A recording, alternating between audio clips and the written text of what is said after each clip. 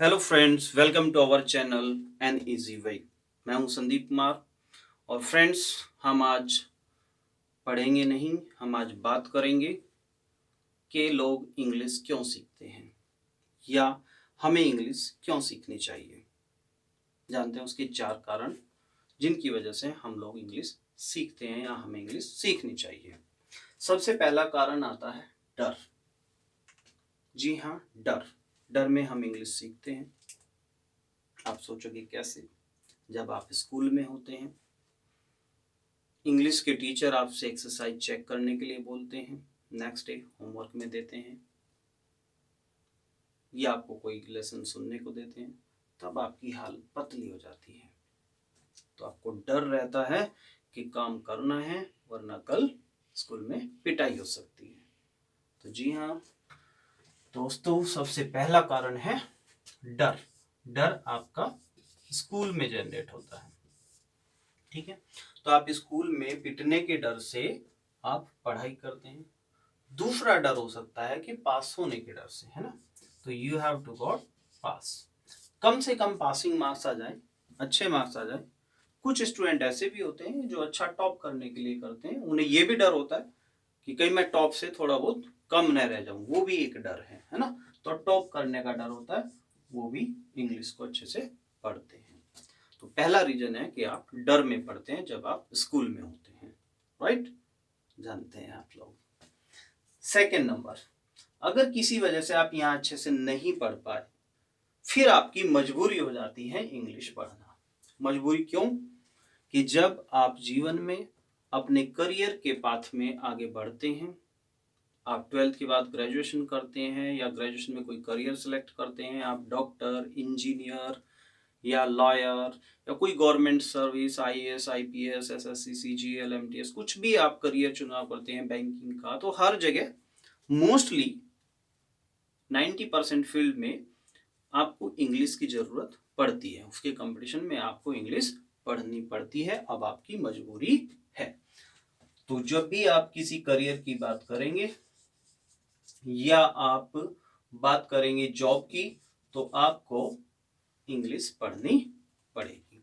अब आपकी मजबूरी हो गई, आपको आती है या नहीं आती है, फिर भी आपको सीखनी होगी। जो काम आपने पहले नहीं किया फ्री में या कम पैसों में, अब आप ज्यादा भी देके पढ़ेंगे, आपकी मजबूरी है। तो दूसरा कारण हुआ आपकी मजबूरी। तीसरा कारण है इज्जत। जी हाँ, इज्जत। इज्जत बचाने के लिए भी और इज्जत बनाने के लिए भी, दोनों के लिए आपको पढ़नी पड़ती है इंग्लिश। क्या लोग पढ़ते हैं? कैसे? मान लीजिए आप पढ़े लिखे तो हैं, सपोज करिए आप किसी के घर मेहमान बन के चले जाते हैं, उनके बच्चे अच्छे हाई स्टैंडर्ड के स्कूल में पढ़ते हैं, खास तौर पे इंग्लिश मीडियम में पढ़ते हैं, और वो बुक लेके आपके पास आ जाए। मान लो आप नाना, मामा, चाचा, ताऊ कुछ लगते हैं, उनके रिलेशन में भाई लगते हैं, तो आपको डर सताता है, सॉरी, आपकी इज्जत पे बनाती है अगर वो बुक लेके आपके पास में आ जाए।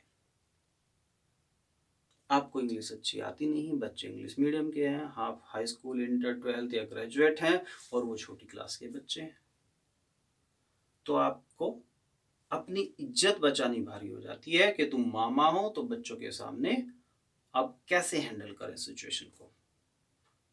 नहीं बता पाए तो इज्जत खराब। सब सोचेंगे भाई इतना पढ़ा लिखा है, ये छोटे बच्चों को कुछ नहीं बता पा रहे। पढ़ाकू बच्चे जरूर पकड़ लेते हैं, अक्सर मेरे साथ होता है। किसी रिलेशन में जाता हूँ, किसी के पेरेंट्स ही बोल देते हैं कि भाई देखिए हमारे बच्चे जो हैं क्या पढ़ते हैं, देख लो जरा, इन्हें 2-4 पूछ लो इनसे बात या इन्हें बता दो। तो माँ बाप ही कह देते हैं बच्चों के। अब बच्चे उस टाइम पे अगर इंग्लिश की बुक ले आए, इंग्लिश का मैथ्स ले आए, इंग्लिश में साइंस या एसएसटी ले आए, तो भाई हमारी तो हालत पतली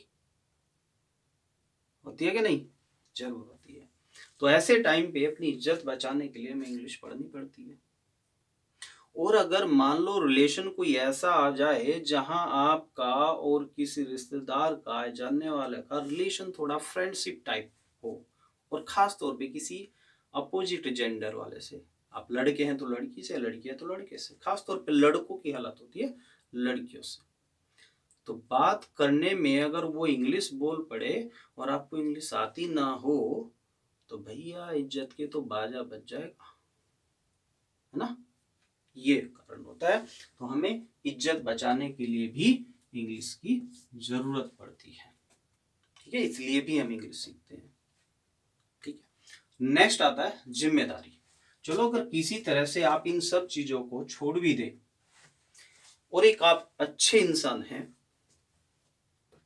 आप बड़े हो गए हैं, अपने डर भी जीत लिया, मजबूरी भी को भी हरा दिया, इज्जत की भी परवाह नहीं की, अब आप एक फैमिली पर्सन बन गए हैं, बड़े हो गए हैं, आपकी फैमिली है, बच्चे आ गए हैं, अब आप एक की जिम्मेदारी तो जरूर बनती होगी। जिम्मेदारी क्या? आपके खुद के बच्चे हैं या छोटे भाई बहन हैं। अब जब वो पढ़ेंगे, भाई इंग्लिश का जमाना है, ज्यादातर बच्चे इंग्लिश मीडियम में पढ़ रहे हैं, और हिंदी मीडियम में भी पढ़ें तो भी इंग्लिश तो चाहिए जनाब। बिना इंग्लिश के तो अपने देश में भी नहीं घूमा जाता। आप साउथ में, ईस्ट में चले जाइए तो बिना इंग्लिश के आपको रास्ता नहीं मिलेगा घूमने का। विदेश की तो बात ही हो रहा है, ये मेरे साथ हुआ है। अक्सर मैं इंटरव्यू देने जाता था, जब कोयम्बटूर में, बेंगलोर की साइड में जाता था, तो बिना इंग्लिश के भैया होटल का पता भी नहीं मिलता। हिंदी वो समझते नहीं और इंग्लिश हमें आए ना, तो पागलों की तरह ही घूमते रहते हैं, राइट। चलिए बात करते हैं जिम्मेदारी की। तो जब आपके ऊपर जिम्मेदारी आ जाती है, फैमिली की जिम्मेदारी आ जाती है, तो आपको अपने बच्चों को पढ़ाने के लिए, आपके बच्चे होते हैं, आपके भाई बहन होते हैं, भाई छोटे भाई बहन होते हैं, उनकी एजुकेशन अच्छी करने के लिए वो आपसे पूछ लें कि हमें कुछ समझा दीजिए, कुछ पढ़ा दीजिए, बुक लेके आपके पास आए कि पापा पापा, मम्मी मम्मी, हमें ये बता दीजिए, टीचर ने ये होमवर्क दिया, हमारा करा दीजिए। और भाई मम्मी पापा को तो इंग्लिश आती ही नहीं है, वो तो ठप्पा है, क्या करेंगे फिर?